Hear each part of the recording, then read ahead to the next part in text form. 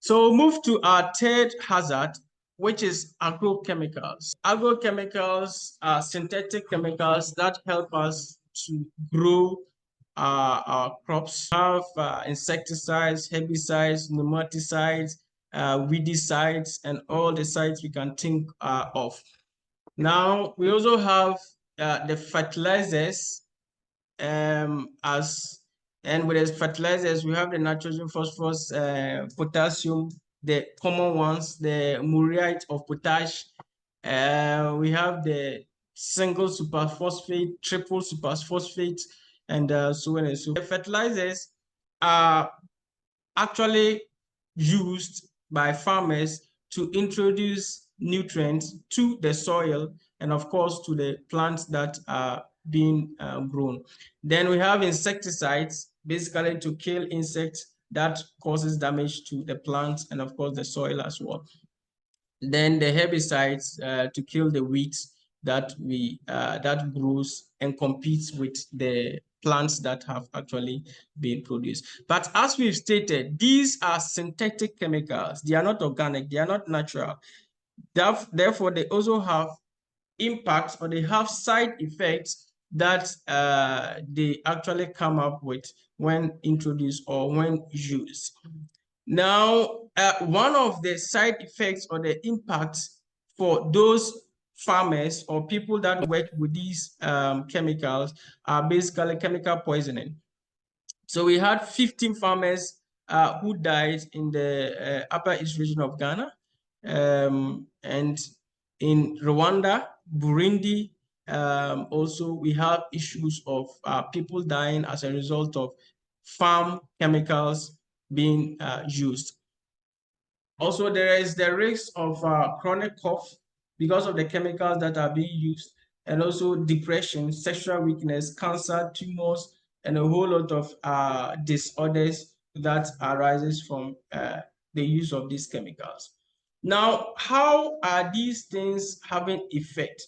Why they are having effect as one, the knowledge of the farmers. You realize that most of the farmers don't have much knowledge about these chemicals. And two, because of the current trend of climate change, farmers, per research, farmers are unable to predict the weather pattern now. So what they do is that they try using their own means to, as it were, introduce the chemicals, whether it's herbicides or weedicides or fertilizer, introduce it in a manner in their mind they think is going to work well for them. And there's an example which is quite horrifying. This study that says that some of these farmers actually mix these chemicals together and actually taste with their tongues to see how effective it is. It only tells you that they have minimal knowledge on it.